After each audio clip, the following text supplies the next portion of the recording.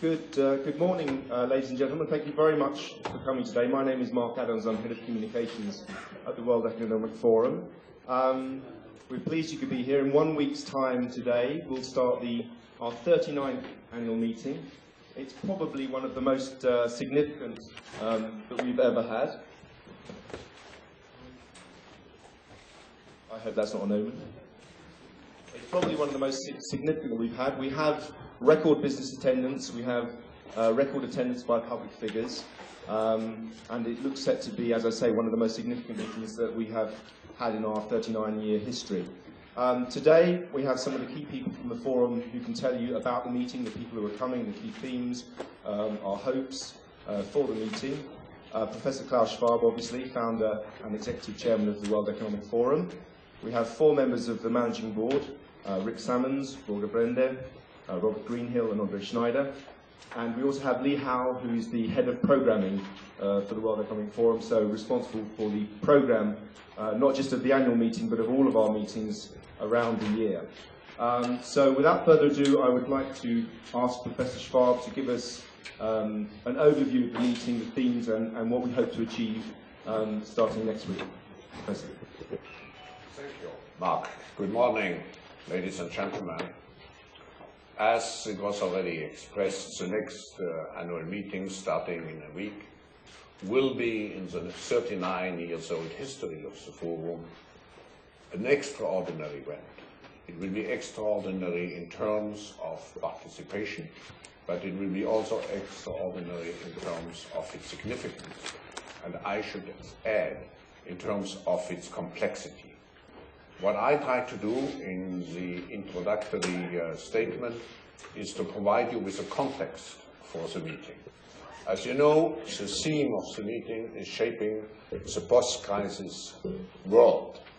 Actually, when we look at the theme, we have to recognize that we have 2 objectives. We are still in the midst of the crisis, let's face it. And a lot of discussions will be devoted to the present crisis management and how to get out of the crisis. But we will look also at the world after the crisis, because this is a transformational crisis, and the world certainly will be different afterwards compared to what it has been before. It's very difficult to understand actually the crisis, because it's a combination of a number of different crises.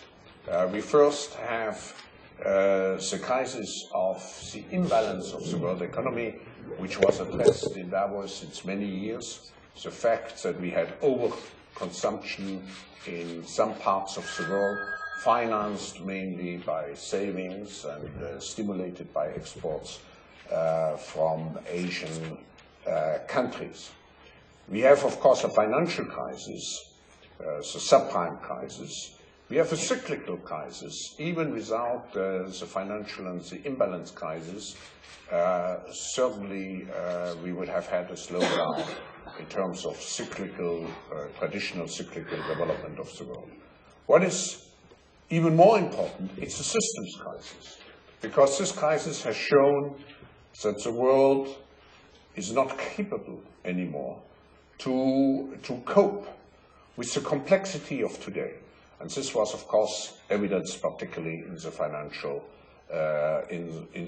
financial area. And the systems crisis means also that it is a transformational crisis. We cannot just use the normal remedies to come out. We have to change or adapt the system. And finally, I would say it's a confidence crisis. Just to share with you one figure, if you look at the capital which was needed to help the banks, until now about $1 trillion, $1,000 billion have been used for this purpose. But the loss at the stock exchanges globally over the last 12 months has been over 30 times this figure, over $30 billion. So if you look at our theme and you ask why do we look also at the post-crisis world and not just at the crisis itself, I would say we never will move out of the crisis if we do not re-establish confidence, which means we have to establish signposts for the future. That's the reason for the choice of the theme. It will be the first comprehensive multi-stakeholder meeting to address those issues.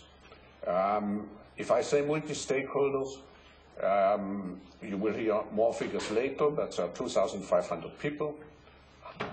Only half of them are business leaders. We have clear contingents for each category. So you find in Davos business leaders, you find politicians, you will hear more about it. You find NGOs, trade union leaders, social entrepreneurs, religious leaders, young global leaders. Every stakeholder of global society is represented in Davos. We have 5 objectives, and those 5 objectives do not necessarily correspond with the different tracks the program has. The first objective is to help the G20 process, which is aiming at 2 different objectives. The first one is to rebuild the financial architecture in the world, and the second one is to relaunch the global economy. As you know, there has been a G20 meeting in Washington 2 months ago. There will be a G20 meeting, a follow-up meeting in London, beginning of April.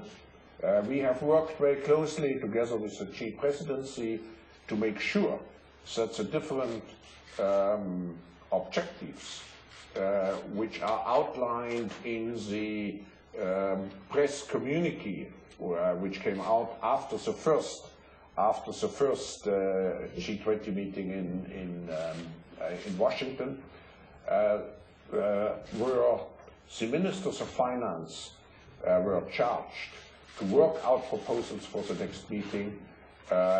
So what we want to do, in cooperation with the G20, to make sure that the other stakeholders of the world, which means business and so on, can have an input in the present G20 in the present G20 process. This is also probably the reason why we have a very strong attendance by ministers of finance and heads of central banks. I think both categories, we have about 35 heads of finance ministers and heads of central banks in Davos. The G20 objectives, and I repeat, reforming the financial infrastructure and relaunching the economy, are also evidenced in 2 special meetings which are built into Davos. We call it IGWO, Informal Gathering of World Economic Leaders, which are chaired by Gordon Brown. The first one looking particularly at relaunching the global economy in a coordinated effort, and the second one is particularly devoted to the financial system. So that's the number 1 objective. The second objective is to look at the global agenda in a systemic way. Let's not forget that the economic crisis is very serious. It has many repercussions, but there are other crises which we have to face. And I would like to draw your attention to a report which came out last week, a Global Risks Report, which in some way is a base for what we are doing in Davos.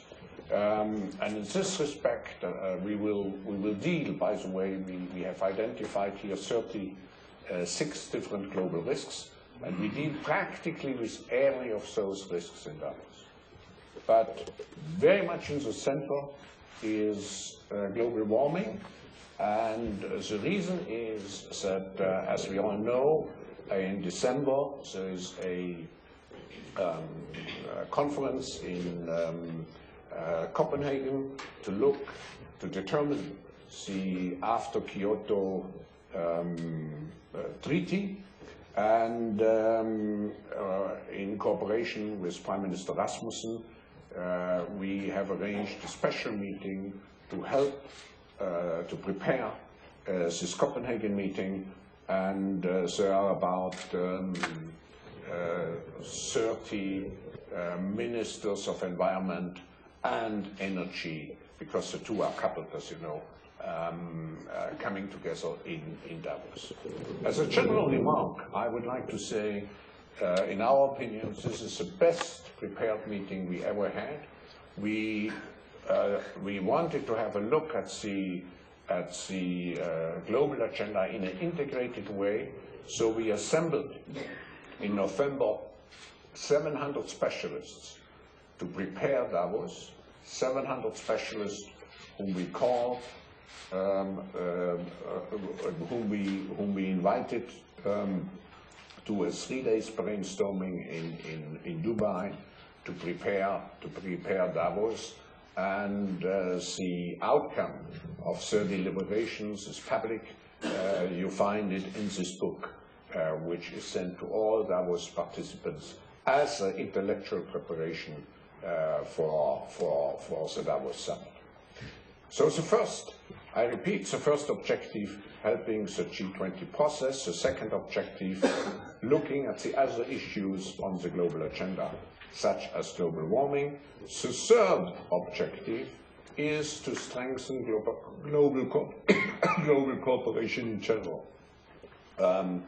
We have, as I mentioned, we have a gap in global cooperation. Our systems are not adapted to the needs of the 21st century, so we will start in Davos a major process, by the way, in cooperation with several governments whom we will announce in Davos. We will start a process involving all our constituencies in making proposals how the global cooperation system could be improved.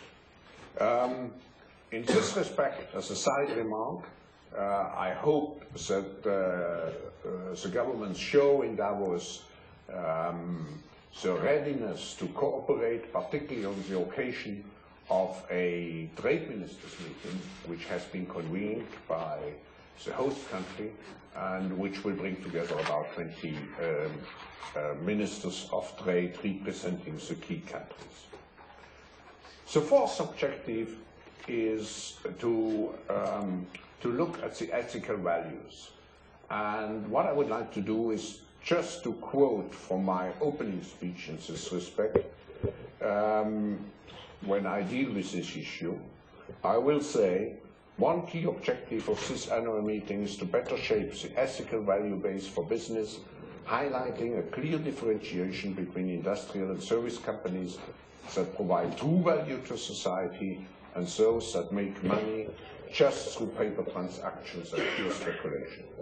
Profit is a major driver of business, but it is clear that it cannot be profit at all costs, and that self-indulgence cannot replace reasonable competitive remuneration. Since founding the World Economic Forum in 1971, when I defined in a book the stakeholder theory, our activities have been based on the premise that business ultimately has to serve not just shareholders, but all stakeholders, or in other words, society at large. What we want to do in Davos is to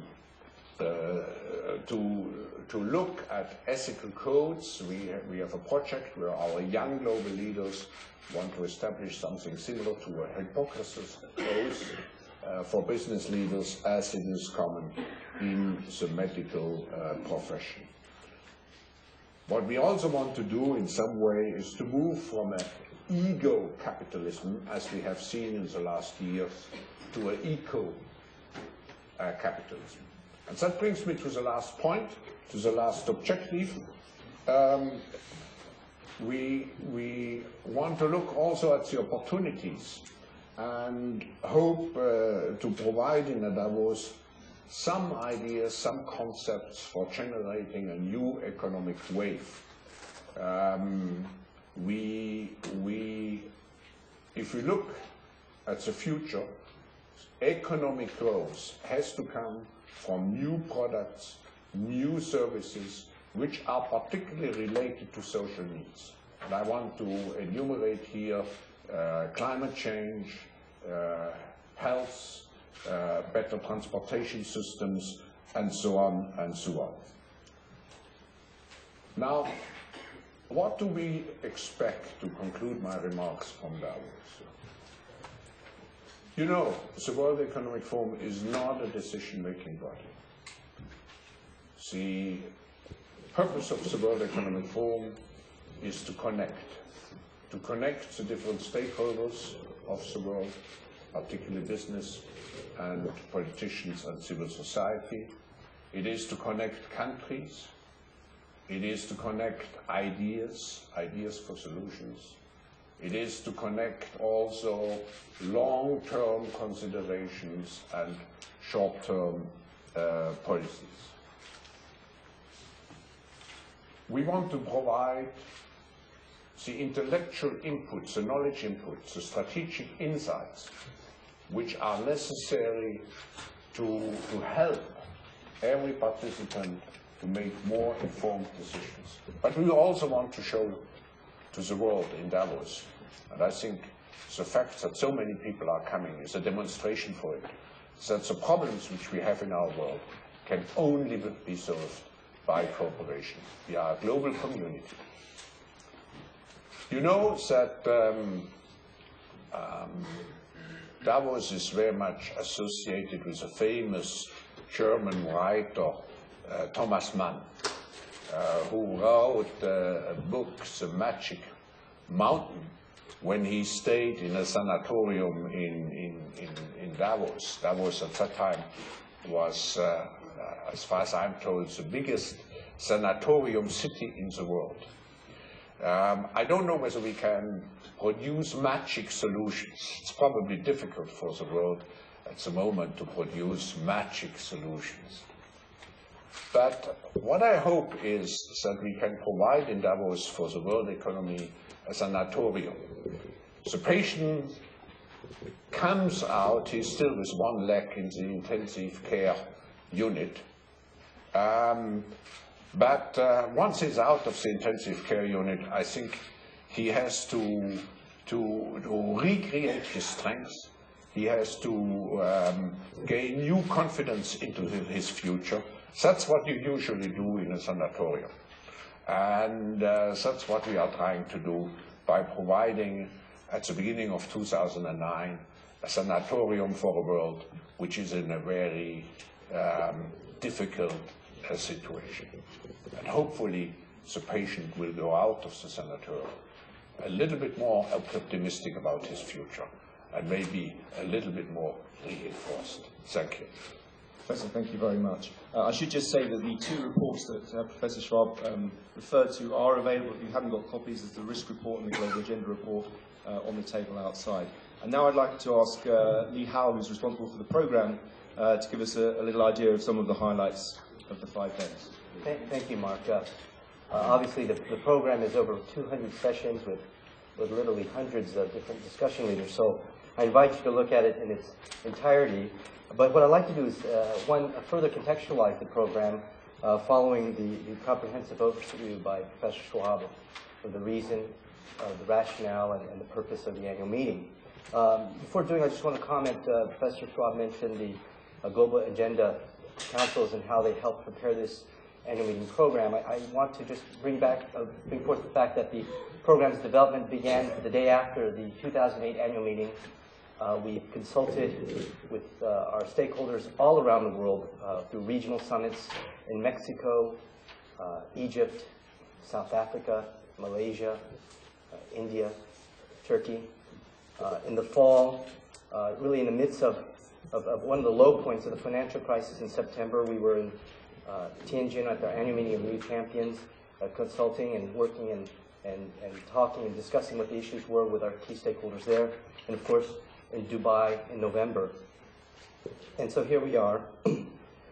What I thought I'd do is again sort of recap and connect the actual days of the annual meeting. It is an experience that begins on Wednesday. And as Professor Schwab mentioned, there is a broader global agenda. Obviously, we will focus on the important economic issue. We will have a World Economic Brainstorming that will look at really how did we get here? What was sort of the drivers of the current situation? I think it's important to reflect there to get the diagnosis correct before we can have confidence in the prescriptions. We will have our Global Agenda chairs. These are the heads of the various Global Agenda councils to bring us up to speed, to share with us really the fullness of the Global Agenda, to, I guess, in a way, remind us that the Global Agenda is not a zero-sum exercise. We have to look at it holistically. And Professor Schwab mentioned, of course, the importance of the G20, and I think it's quite appropriate that two important G20 members will be opening the annual meeting this year. We have the Premier of China as well as the Prime Minister of Russia. Colleague Borge Brende will go further into who will be participating and some of the regional issues. But on Thursday, we do focus on the values discussion, which I think is very key, that Professor Schwab alluded to in his remarks. We will also revisit this issue in a way, in a celebration. This year will be the 10th anniversary of the launch of the Global Compact. It was launched by then Secretary General of the United Nations, Kofi Annan, in Davos in 1999. And we will revisit that in a very different economic environment. But the messages and the purpose of the compact are still ring very true. And we have with us the UN Secretary General Ban Ki-moon in that discussion. We'll focus on, we've just had the inauguration in the United States. We'll have some leading officials from the administration outlining the new policy agenda.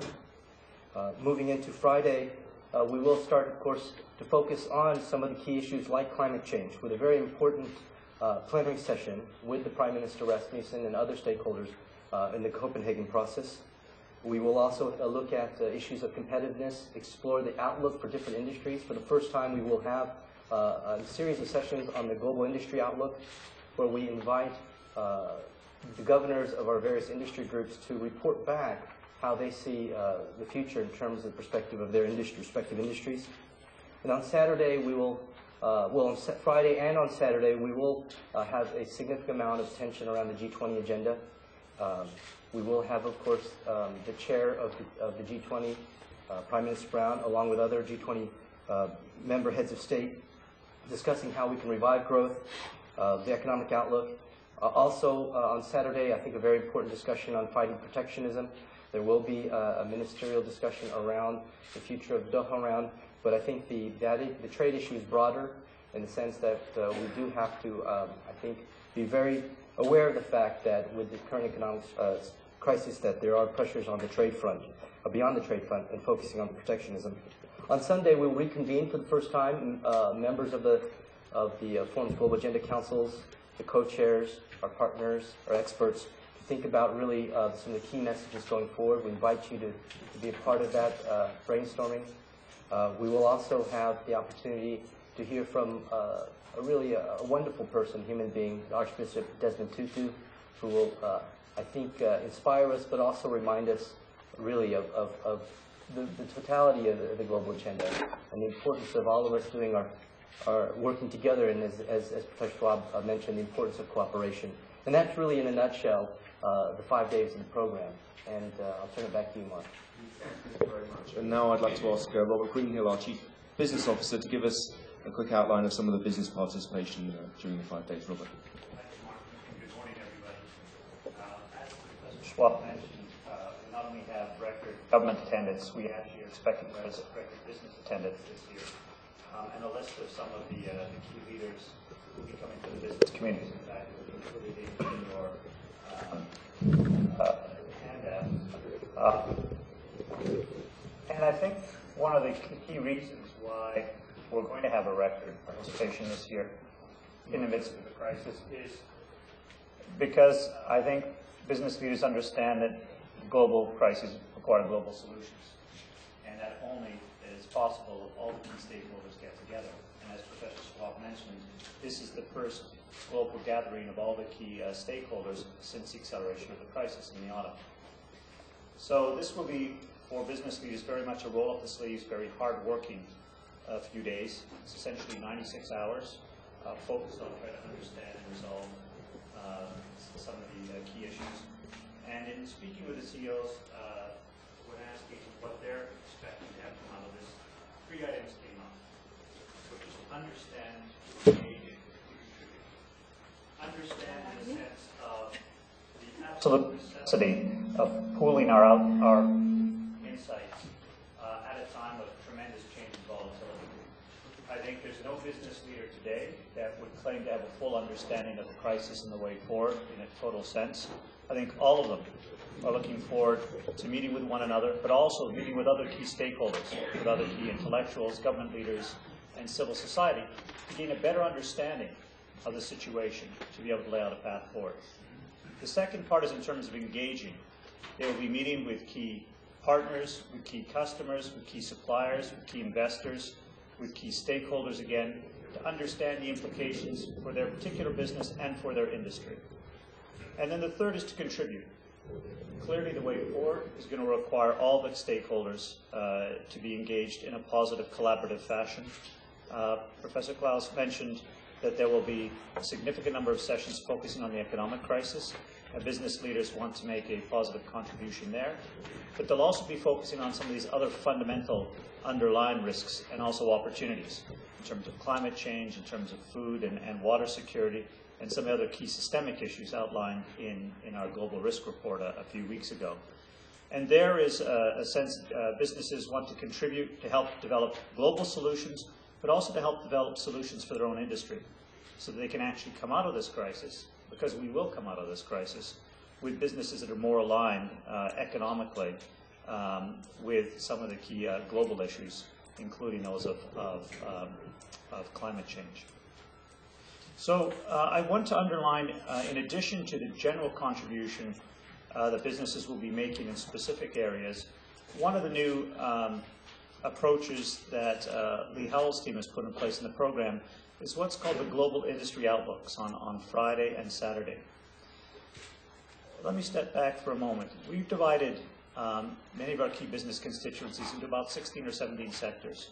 Many of them will be having intense meetings of a day, 2 days, to try to understand what's going on in their industry, what are the implications going forward, what are the key issues that they should be engaged in. And the chairs of each of those industry gatherings, or the industry governors meetings, will be coming together in these global industry outlooks to pool and share their real-time insights as to what's happening and what the implications are for the global economy, but also for their specific industries. And we think this will be a very important contribution to collective intelligence about what's happening. So let me just underline too that for many of the CEOs that I've been speaking to, one of the key themes that comes out is in a time of global crisis, we either come together or we come apart as a global community. And I think the reason why they've all individually made the decision to come in record numbers is because they see Davos as the ultimate coming together of the global community in a time of crisis. Thank you, Robert. I'd like to ask Robert Brendan now to tell us, flesh on the bones and tell us a little bit about the public figures who will be coming this week. Thank you very much, Mark. There will be 243 world governmental leaders coming to Davos-Klosters this year. 42 of them will be head of states and head of governments, key G8 leaders and G20 leaders. My colleague Lee Howell just mentioned Prime Minister Putin on the opening day, speaking about Russia's future role in the world. Premier Wen Jiabao, looking at the economic situation globally, seen from Beijing. We'll later on be joined by Gordon Brown, as the current president of G20, and also joined by Chancellor Angela Merkel, both speaking about how to revive the global economy and the new financial architecture. On Saturday, we'll be joined by Prime Minister Aso of Japan, representing the second largest economy in the world, also speaking on the same topics. We will also have key finance ministers from G8 and G20 represented. 7 of the G8 governors of the central banks will be in Davos, also joined by Larry Summers, President Obama's new director of the National Economic Council. Also, we will have General Jones, the new National Security Advisor of President Obama, with us in Davos, and also Al Gore, Bill Clinton, and also influential representatives from the US Congress. As Professor Schwab mentioned, this year, climate change is a key issue. A successful roadmap to Copenhagen is essential.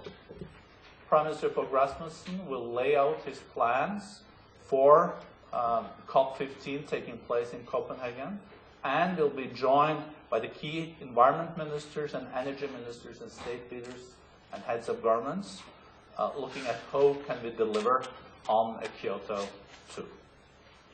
We will have also 20 trade ministers and Pascal Lamy from WTO trying to answer the question, is there a future for Doha? The key trade ministers will be there.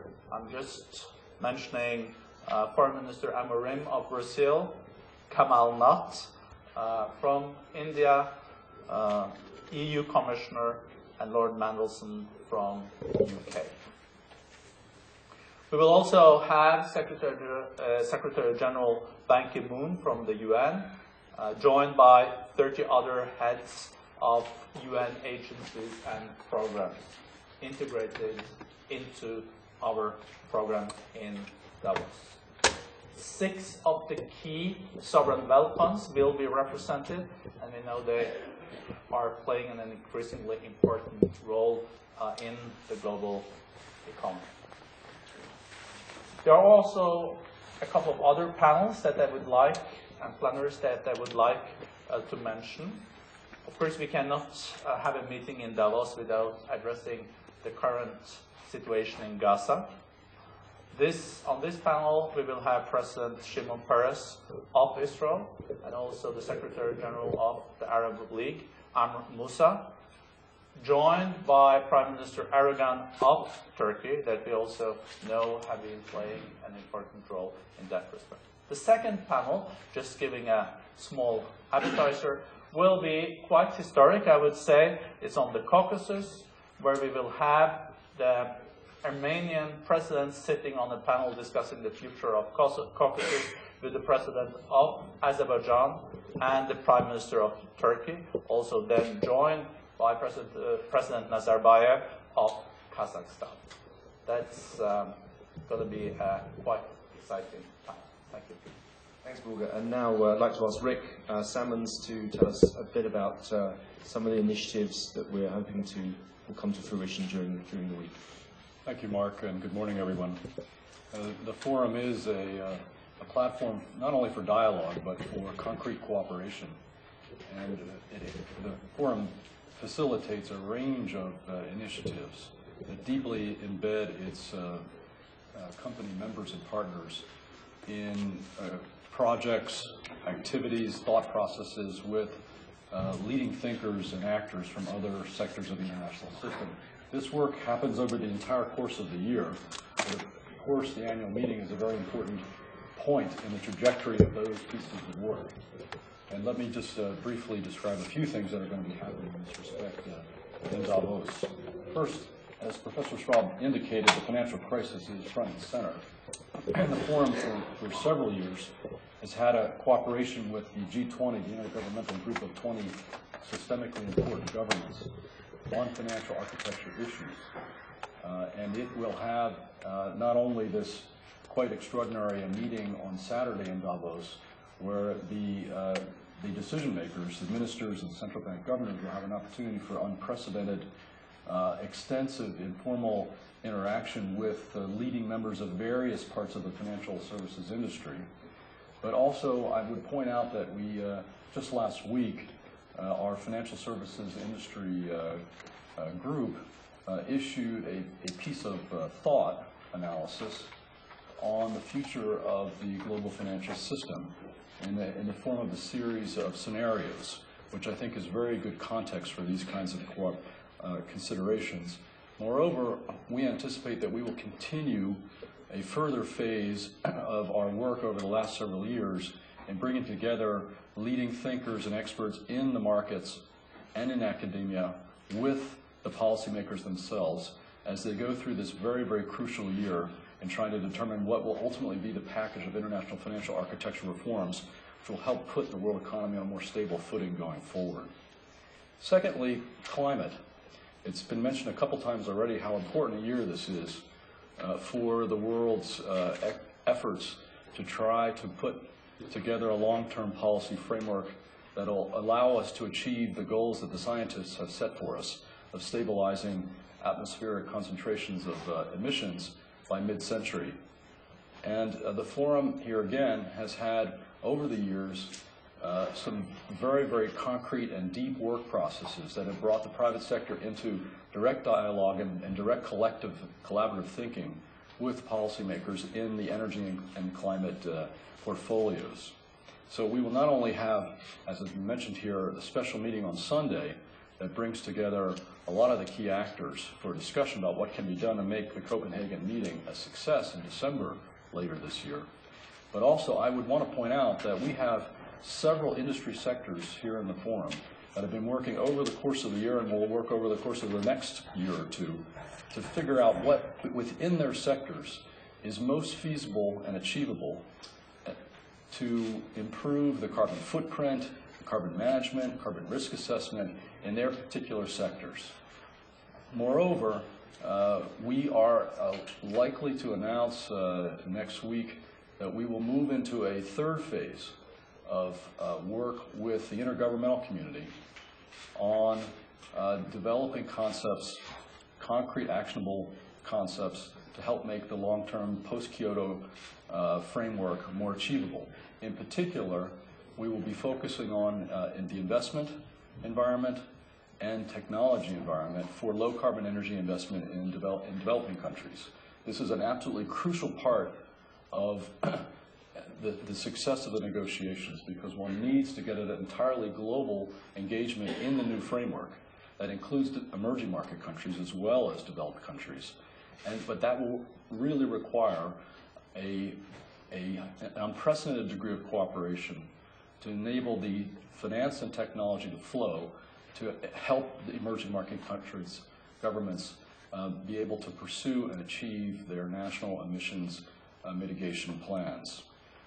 Finally, let me just say that it's our intention that this year in the annual meeting, we want to do what we can to ensure that people understand that there are other significant risks accumulating in the international system that require attention, and that just because we have perhaps the most unprecedented macroeconomic environment we've encountered in our lifetimes, there are nonetheless serious other issues and problems and risks accumulating that require serious work. And in almost every case, what is required is a deeper and a newly configured arrangement of cooperation among the major relevant actors. And so many of our initiatives are essentially exercises in trying to advance thinking and advance concrete action on a number of these problems. So we will have a series of working meetings on water issues, food security issues, infrastructure. There are many different types of discussions and projects that will be going on in infrastructure, disaster relief, health, non-communicable diseases, and financing for development are just a few examples which I can elaborate on later if anyone wants. But the point is here is that we think it's quite important to engage all the stakeholders, particularly the private sector, but not only the private sector, in work on a number of these issues that do require progress, even as the world is sorting out its financial system and macroeconomic and climate-related challenges. Finally, to maybe put a number on this year we will have more environmentally related sessions, public and private, than ever before. The number is 38. The majority of these actually are private working sessions of the type I just referred to. And they're split evenly among climate, clean energy, infrastructure, and water related sessions. So there is plenty of work to be done, plenty of cooperation that needs to be undertaken, and we would like to use our platform as constructively as possible to advance progress in these areas. Thanks, Mark. Thank you, Rick. And now I'd finally like to give the floor to our Chief Operating Officer. Organized with the Federation of Swiss Protestant Churches. And specifically this year, for one of the sessions, it will be actually on climate justice. It will be co-organized with the Global Humanitarian Forum.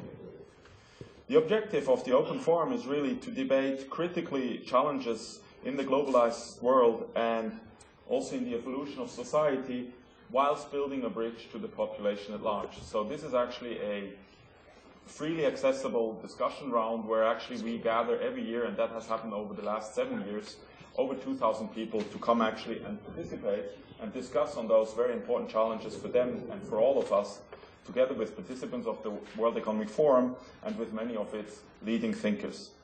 So we will actually talk about questions like the financial crisis and what should we learn from this. But we will also look, as mentioned before, because that is important, at some other very important challenges like climate change and justice, the food crisis, peace in the Middle East, and the future of the EU, with a very, I would say, open question, if this is actually becoming a model with no support of citizens. Finally, we will look if there is a contradiction between human rights and religions. And we also will look at a very important issue, especially in aging societies, which is actually around assistance for suicide, or how we want to live on as our lives go longer and longer. Participants are, amongst many, 2 federal councillors, the President of Guyana, the Minister of Foreign Affairs of Turkey, Kofi Annan, and many important representatives of business. Thank you very much. Thank you, Andre. Right. We are unusually running slightly late, but we have probably 20 minutes, half an hour for questions. Could you please indicate if you want to ask a question? We have a microphone because this is being filmed. Say who you're from and what your name is, please. Thank you very much. Gentleman over there to start with. Thank you. I'm Jonathan Lin from Reuters. I'd like to just pick up the comments from Professor Schwab's opening remarks. You say this is one of the most significant meetings you've ever had. Would it be fair to say that this meeting is taking place in the most challenging environment that the forum has ever held a session? Then just a couple of clarificatory points. You said that you have 35 finance ministers and central bankers. Was that 35 of each or 35 together? Could you say, I think you said 7 of the G8 central bankers will be there, which is the missing one.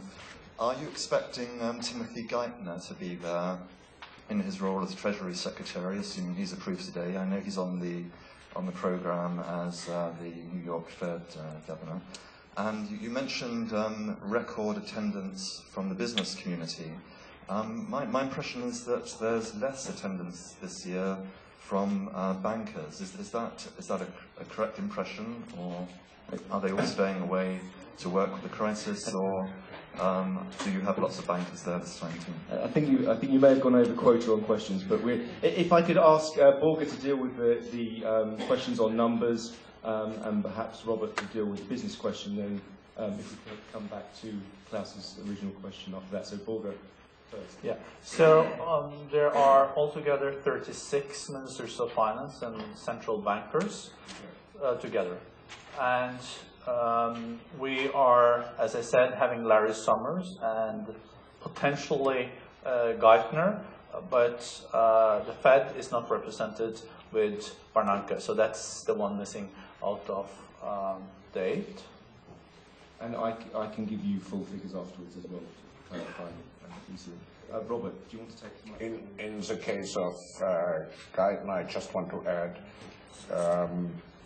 we have we have two representatives, in this case, Larry Summers and General Jones, who don't have to be confirmed. Let's not forget that some of the cabinet members, inclusive Mr. Guyton, is not yet confirmed. In terms of representation, there's a slight shift from the financial community, but actually not a significant one in the sense that I've been strong view of the financial community is they want to be very engaged in helping also to craft the solutions going forward. I would note also there's a slight shift in terms of more representation from the South, including a record representation of business from China this year. Your first question, for us, it's, my colleagues, it's certainly the most complex, the most demanding meeting because, as you have seen, we are dealing with so many issues simultaneously. And sometimes people ask, why don't you concentrate on one of those challenges, for example, the global crisis, financial crisis. But it's actually the purpose of Davos to be the place where multi-stakeholders leaders come together and look at the totality of global challenges, to define priorities and particularly to define the interlinkages. So what our program just reflects the complexity of the world we are living in at the moment. Now, is it the most exciting? We will see.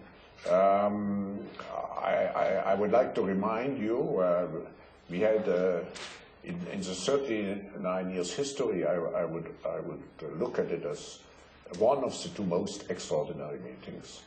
The other one was certainly when we decided, as a solidarity gesture to New York, at the last moment, to switch from Davos to New York in 2002. Governmental Daily Moscow. I have two questions concerning recently rising problems. First is, are you going to discuss the problem of balance between territorial integrity and the right to self-determination of people on the example of Kosovo and what has been in Russian-Georgian conflict? My second question is, there are some meetings envisaged about the energy and energy supplies.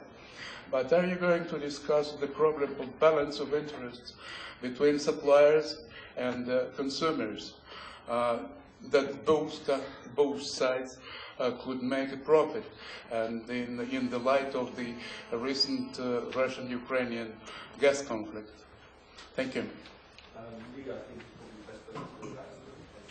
Certainly we'll have discussions, and I invite you to take a look at the program about the role of the state, as well as some of the regional issues you highlighted. I would direct you, though, however, to the discussions, the regional discussions on Europe's governance. There is also, of course, discussion on Caucasus and Central Asia, but also discussion on the institutions such as NATO, which will be celebrating its 60th anniversary, and I think clearly has questions about the next 60 years. Again, I would invite you that those issues, some of the topics that you touched upon, are woven into the fabric of the program. Jamil Shah de Brazil, Estado de São Paulo. I have two questions for Dr. Schwab. First of all, many institutions suffered with the crisis. I would like to know what is the economic situation, the financial situation of the World Economic Forum itself.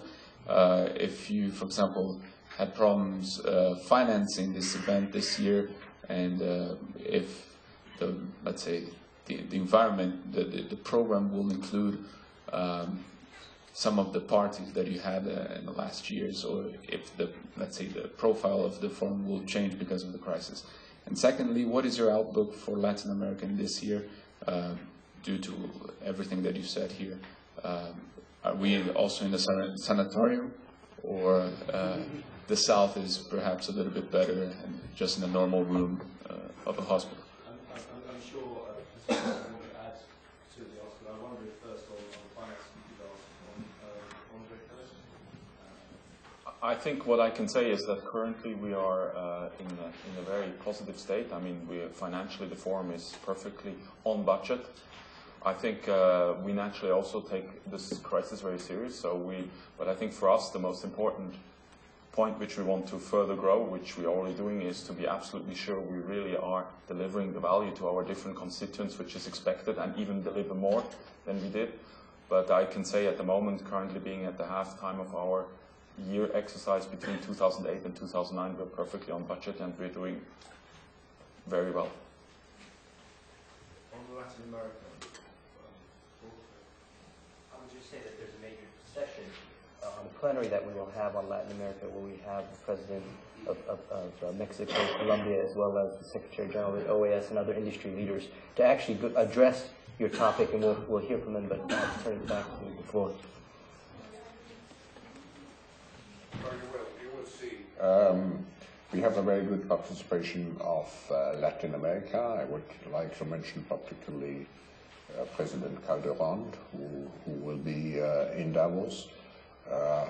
You asked me whether I consider, I would say it's one of some, when you have a sanatorium, you have people in the sanatorium who are more healthy than the rest, and you have those who are less healthy than the average. And I personally, particularly looking also at Brazil at this moment, I look, of course everybody is affected by the crisis, but I would consider Brazil to be a more healthy patient compared to the average of patients in the sanatorium. And we're also heading to Brazil for our upcoming regional summit in close cooperation with President Lula in April. I also add that together with Calderon, President Uribe of Colombia will be in Davos. We'll have the governor of the Central Bank of Brazil joining us. We'll have the finance minister from Chile, etc., etc. So there will be very strong participation from Latin America. And on the panel, we'll probably get the answer: is Latin America doing better than the rest of the world?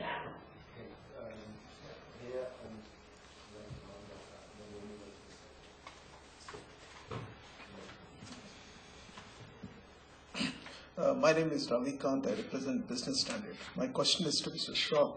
Mr. Schwab, over the years, World Economic Forum came to be identified with investment banks like Lehman Brothers, rogue traders, and as well as IT companies like Satyams.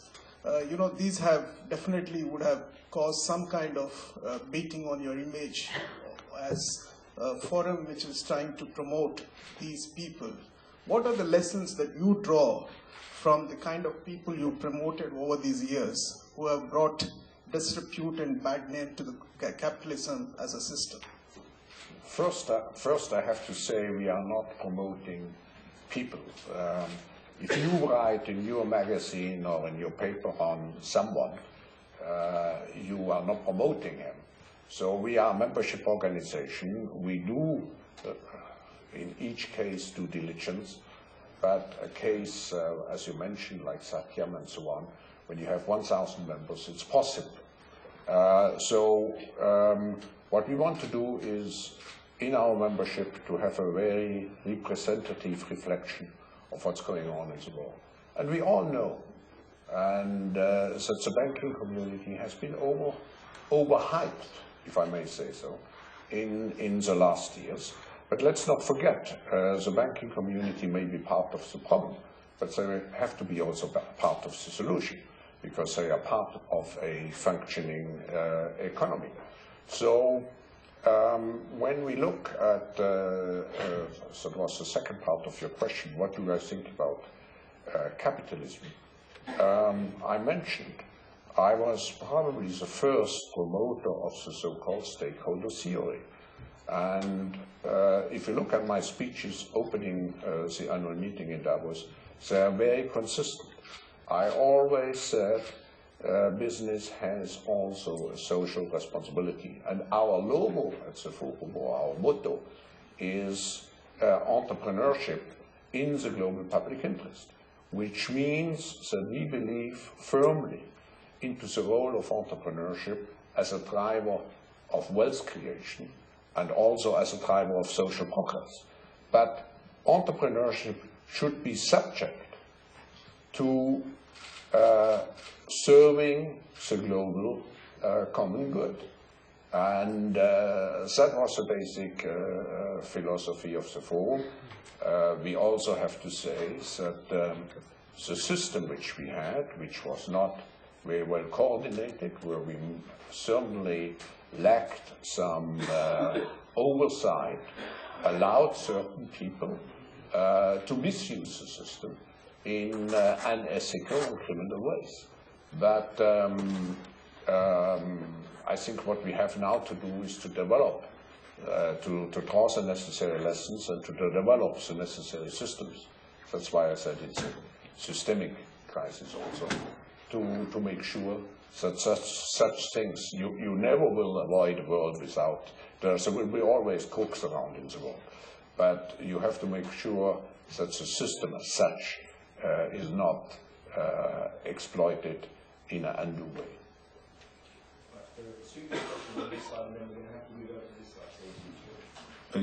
Jan Helbermann, I write for Handelsblatt Germany. Mr. Schwab, I would like to ask you on your ability to predict and to forecast developments. Since you have every year this incredible gathering of business leaders, CEOs, central bankers, finance ministers, prime ministers, did you issue a warning in 2008 in Davos that this world financial crisis, this unprecedented world financial crisis, might happen? The World Economic Forum issues no,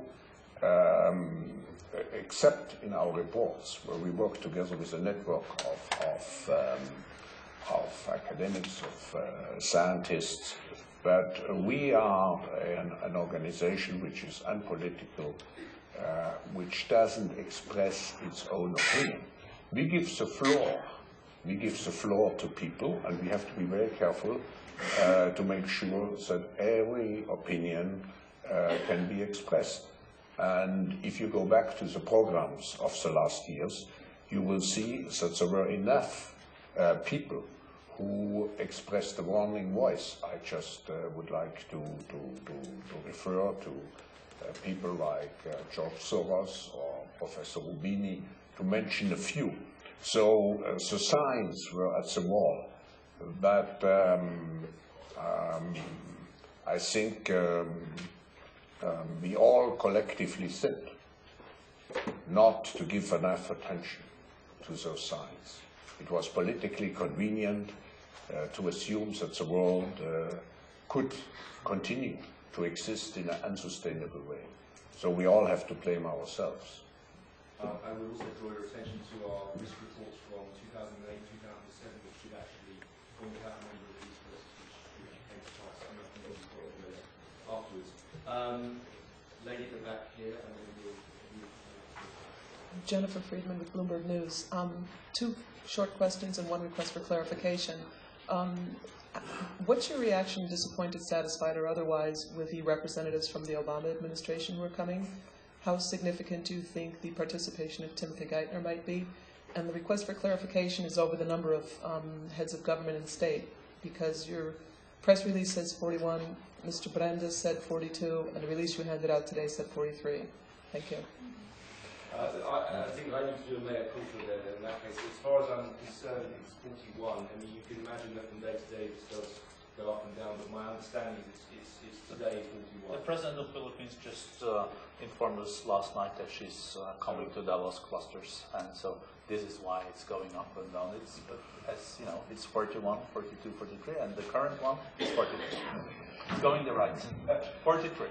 And Volga, would you like us to talk about U.S. administration representation as well? Are we happy? As Professor Schwab also underlined, there is confirmation processes in the U.S. I think two key appointments from President Obama, the director of the National Economic Council, former Treasury Secretary Larry Summers is really a key person to have in Davos. He is really a thought leader and will also share with the Davos community the important perspectives on how to get the world economy on track again from the Obama administration. I would also say that, as also underlined, that General Jones, as then the National Security head of the National Security Council and for the President, is also a key person. When it comes to Geithner, of course he is now in his confirmation hearing, so we are in a dialogue with him and we'll come back to that. Just to add one point, so you all are familiar with the US system, which means that the Congress plays a very important role. And if you look at the senators who are participating, and at the congressmen, those are all selected not only because they are senators, because they are chairing very important committees. So you have the chairman of the Senate Finance Committee, you have the chairman of the Judiciary Committee, and so on. So the key players from the Congress will be in Davos. And you have, by the way, I forgot to mention, the chairman of the Foreign Affairs Committee, Senator Kerry. Mohamed Sherif, Suisse Info. Vous avez toujours mentionné le fait que Davos est l'endroit idéal pour rassembler toutes les tendances, tous les leaders, tous les partenaires pour parler d'une crise. La session réservée à Gaza, on remarque qu'elle se fait sans les Palestiniens. Et on se rappelle très bien que Davos était l'endroit qui a mis en scène les leaderships irakiens qui est actuellement au pouvoir. Alors ma question, est-ce qu'il y a une raison à cette absence des Palestiniens? Oui, il y a une raison, c'est les élections qui vont avoir lieu, les élections régionales qui vont avoir lieu en Irak, je ne sais pas la date, mais quelques semaines exactement après la réunion. Vous êtes certainement mieux informés. Et naturellement, si vous organisez une réunion comme Davos, vous avez toujours vos déceptions. Et une de nos déceptions, c'est que notre invitation au président et au premier ministre de Palestine n'ont pas eu une réaction positive. I would just say as well that Ban Ki-moon has today asked us for a press conference on his visit to Gaza, so there will be a press conference taking place during the meeting at that. Yes, Lisa Schlein, Voice of America. Very little has been said about the developing countries and the role that they will be playing. And specifically, I'd like to have you talk about Africa, the participation of African countries. And since we have a new President, Obama, in the United States that has Kenyan roots, will there be any Kenyans participating in this? And then I deal with celebrities. Bono has been a celebrity perennial. Is he coming back, and are you having other celebrities as well? I would ask. Yeah, I'm very pleased that Prime Minister Odinga from Kenya is going to be with us during Davos-Klosters. We have also the new South African President Matlanta. We'll have the Prime Minister from Mozambique. So altogether there will be 5 heads of states and government from Africa, and also key ministers from all the important African countries. We have a plenary on Africa, the future of Africa, that maybe my colleague Lee could. More broadly, we have, as I mentioned, Latin America, Africa. So I think, and also we have a strong presence from Asia. We have the Prime Minister of Thailand, President of the Philippines, among others. The new Prime Minister, exactly, and will be in Davos. So I think in terms of many of the discussions are indeed focused on the impact of the current crisis on the developing world. We look at food, we look at infrastructure in that context, we look at energy in that context, and then of course, as Borge mentioned, we have these major regional sessions as well. And on Bono, I would just tell you that he does actually have a day job, and he's told us that he's finishing his album, so he will not be coming.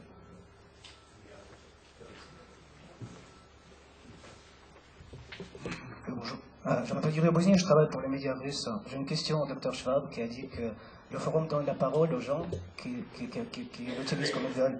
La question par rapport à une autre absence que j'ai remarquée, on a mentionné les discussions sur le Caucase en absence du président de la Géorgie. Comment vous pouvez expliquer ça?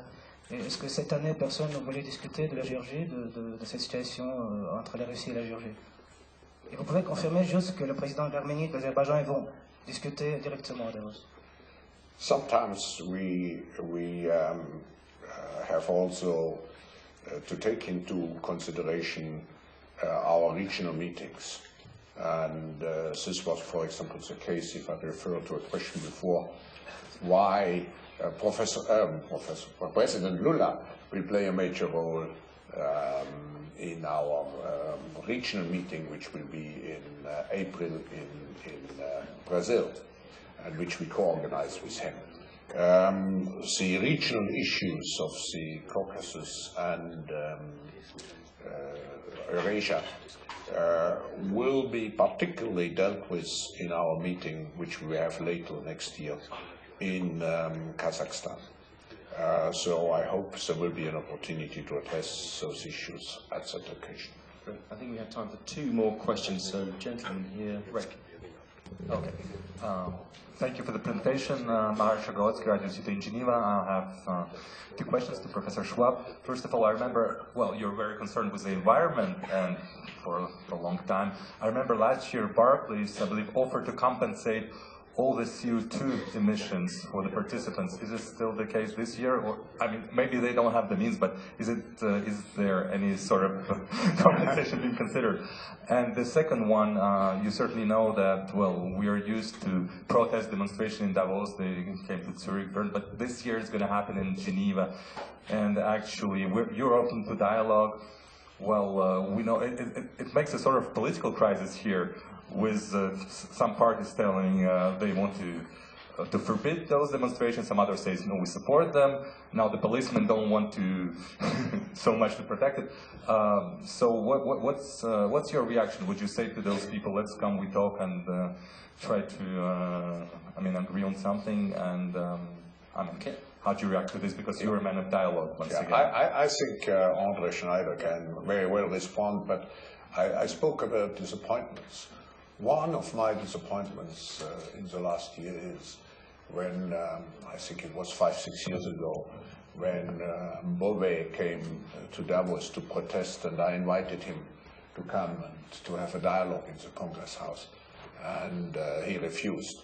So, speaking about disappointments, but let's... Okay, let me first answer on your question about our direct action on climate change. We will have again the Davos Climate Alliance, which actually, from our side, for all our people we invite, we will actually offset their presence in Davos. We will also again incite, like we do every year, any other participants to do so. This year we have some extra efforts actually to further that. The first one actually is we have sat down with the Swiss Hotelier Association and especially hotels in Davos to look at more environment-friendly ways to manage. So actually, while there is a stay, there will be you will see more times that you can actually ask not to have washed certain things every day and changed every day, which is important. And secondly, we actually want to recreate a little bit the feeling of a global village of Davos, which is you meet people not only in the Congress Center or in a hotel, but also in the streets when you move around. And in order to be able to do so, you need to walk, which normally is anyhow the fastest way to get from point A to B. And ecologically most sustainable.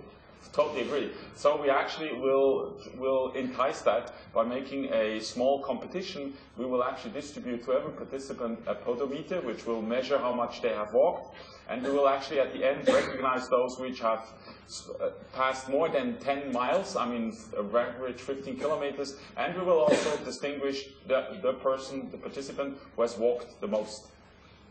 I would like to add that since we also is a multi-stakeholder organization, of course civil society and NGOs are integrated in the program, very much so. We have all the important NGOs like Amnesty International, Greenpeace, WWF, Save the Children, Red Cross, taking part in Davos, and they have significant role together with labor union leaders that also are on panels.